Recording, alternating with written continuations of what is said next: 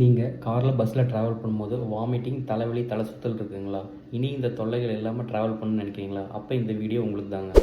இந்த கண்டிஷனை மோஷன் சிக்னஸ்ன்னு சொல்கிறோங்க. இது ஏன் வருதுன்னு பார்த்தீங்கன்னா, நாம் காரில் பஸ்ஸில் மாதிரி க்ளோஸ்டான ஸ்பேஸில் ட்ராவல் பண்ணுறப்போ அந்த சவுண்டை வச்சு நம்ம காது நம்ம மூமெண்ட்டில் இருக்கோம், மோஷனில் இருக்கோன்ற சிக்னலை பிரெயினுக்கு அனுப்பிச்சிருங்க.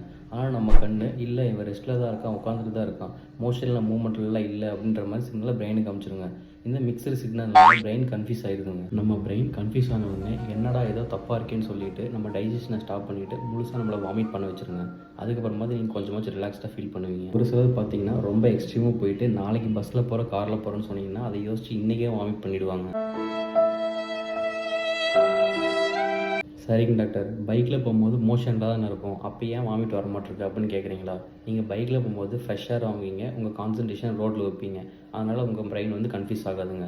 ஆனால் நீங்கள் காரில் உட்காரும்போது ஃப்ரண்ட் சீட்டில் உட்காந்துட்டு ஃபுல் கான்சன்ட்ரேஷன் ரோட்டில் வச்சுட்டு ஃப்ரெஷ்ஷான காற்று வாங்கிட்டு வந்தீங்கன்னா உங்களுக்கு வாமிட் வரதுக்கான வாய்ப்பு கொஞ்சம் கம்மி தாங்க. ஆனால் இனி இவ்வளோ கவலைப்பட தேவையில்லைங்க. ஹோமியோபதி மருந்துகள் மூலமாகவே மோஷன் சிக்னஸை நிரந்தரமாக குணப்படுத்த முடியுங்க. உங்களுக்கு மோஷன் சிக்னஸ் இருக்குன்னா ஸ்க்ரீனில் தெரியுற நம்பருக்கு கால் பண்ணுங்கள். உங்கள் ஃப்ரெண்டு மோஷன் சிக்னஸ்னால எல்லா ட்ரிப்பையும் கேன்சல் பண்ணிட்டு இருக்காருன்னா அவருக்கு இந்த வீடியோ ஷேர் பண்ணி விடுங்க.